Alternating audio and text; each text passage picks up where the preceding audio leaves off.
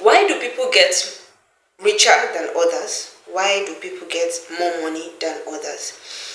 A lot of people want to see maybe hard work, but we all know, yes, hard work might be one of the reasons why you get wealthy, but we should all know, we all already know, that if we are going to be judging the basis through which people get wealthy by the hard work that they put in into some sort of work or business or whatever, we're going to be judging that by hard work, then we will be failing, and life would be really, really unfair. A lot of people will say, yes, life is already unfair, but let's look at it from this lens. Look at people that digs well with their hand, with hoe, or people that packs feces from latrines or soccerways in Nigeria. Look at people that works under the sun, that helps you with packing things up and down. Compare them to people that stays inside their office, or the people that even stay in their room, content creators that stay in the comfort of their room creating videos and making millions, or people that are in the offices under AC, collecting money, millions of naira every month. Now compare these people to people that are working really hard. Now let's put aside knowledge. Let's put aside education, certificate education, worldly education, whatever that you may know.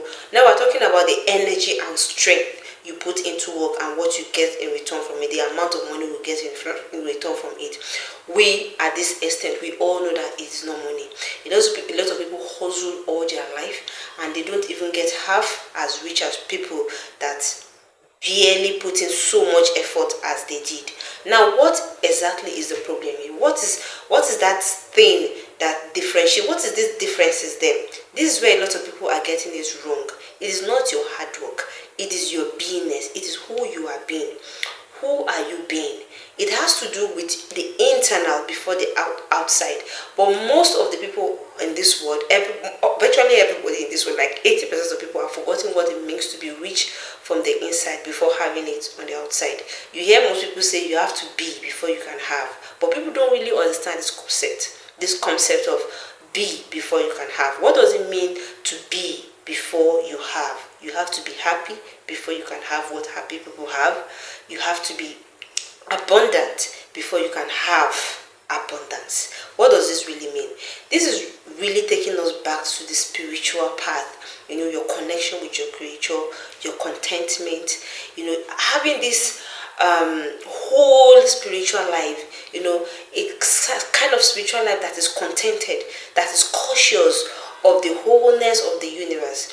Now, I'm not talking in respect to any religion. I'm talking in respect to pure spirituality, mysticism, which I am, this direct connection with God. You can do this through prayer, religious prayer, meditation. Feel this contentment, feel this happiness, feel what emotions are you going to feel when you have the money? What emotions are you going to feel when you have this relationship? What emotions are you going to feel when you have this child that you're looking for? What emotions are you going to have when you have this car? Now, this brings us back to visualization and imagination. When you visualize yourself in your dream house, your dream car, having your dream money, what are those emotions that you have? Because human beings do not understand that we humans are after the emotions. Because at the end of the day, when the money comes, when the house comes, when the car comes, you realize it's just it. That is just it. It comes and that's just, you start looking for something else. What you are really after is that emotion. You want to feel like, wow, I have this car, I have this Lamborghini, I have this Jeep, I have this $1 million house, I have this iPhone, I have this child, I have my legs back, I have my health back. How are you going to feel? And that is what meditation does. Imagination, visualization are the subscript of meditation. During prayer or meditation, you should be able to travel yourself to that future that you dream for yourself. How do you feel when you have those things? Then you have to make yourself embody that emotion. Now that is the hard work that people are getting wrong. People cannot make themselves feel that emotions, and this is where the hard work is. When you start feeling happy, for things that you are certain that it will come to pass, because after you've meditated with some kind of visualization or vision movie or whatever for some certain period of time, you not only think that things will happen, because you are a creator and you are powerful. That certain things will come to pass in your imagination, things that you've pictured for yourself, that you've created, because you are a creator. just maybe as I am, I'm a creator of this video. We are all creators like God. He has created us to be creators of our own life. So how do you create? It is by imagining, feeling. The feeling is the secret. The emotion is the secret to which people are able to manifest in their physical world. Now, when you have this feeling that you have the money, how do you feel when you have that money? Where are you presently? Okay, you are in your dream house. You are sitting on the bed. The AC is on. Are you feeling the feeling of that AC, the coolness? Are you feeling your feet on the tiles? Can you feel the duvets in your room? In that future self. And then you embody, you have that money. Where are you presently? Okay, you are in your dream house. You are sitting on the bed. The AC is on. Are you feeling the feeling of that AC, the coolness? Are you feeling your feet on the tiles? Can you feel the duvets in your room? In that future self. And then you embody it. How happy do you feel at that time? How joyful are you? Can you feel it? Now, this is the secret. There's no any other secret.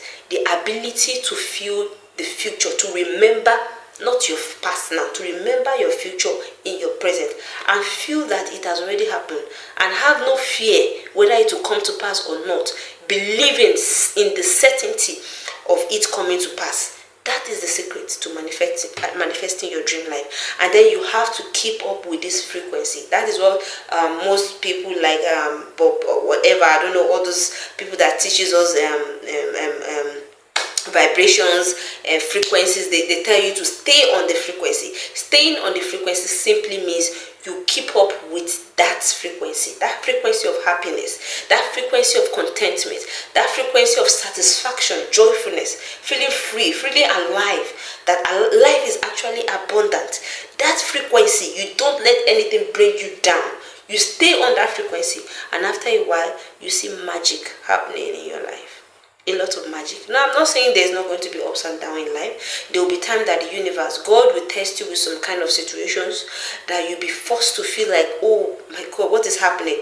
But this period are actually meant to help you straighten that should I say, is meant to help you straighten that energy or that trait that you're trying, that creator trait in you is meant to help you straighten it, help you toughen it. That is an opportunity to even help you toughen your meditation, for you to do it even harder with a push. Now, on the contrary, this is where a lot of people just lose it. They just follow from the frequency, and that moment of, people might want to say hardship, or when things are difficult. That moment is your I don't know the exact word I can give that moment, but it's kind of your switch moment. That moment you have to be very careful, because it comes in everybody's life, especially if you want to go through the journey of meditation. You want to start connecting to God, directly, spirituality. You want to start that immense connection with God, whether through religion or whichever format you want to take. That moment will always come whenever you are getting in connection to your creator. There will always be that moment of I don't want to say trial, because I don't believe God tries us, but there will be that moment. That moment is not actually trial. Let's not call it a trial. It's meant for you to push harder, to hit harder, not for you to now relent.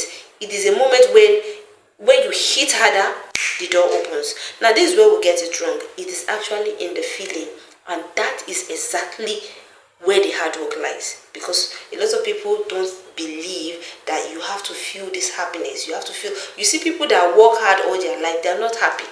They are always depressed, they are always sad, and this explains why a lot don't come to them. Money is of the spirit of joyfulness, happiness, joy, contentment, satisfaction, joy. There's joy in having money. There's joy in living an abundant life. Contrary to what a lot of people believe, if you believe there's no joy in money is sadness, then that is what happens for you. But I believe there's joy in having money, caring for people, giving back to people, giving back to your community. When you align your feelings with that, it comes back to you. Now, this is just the simple truth. You have to be happy with life. You have to picture your life. You have to create your life. What future do you want? Create it through your imagination. Use your sixth sense.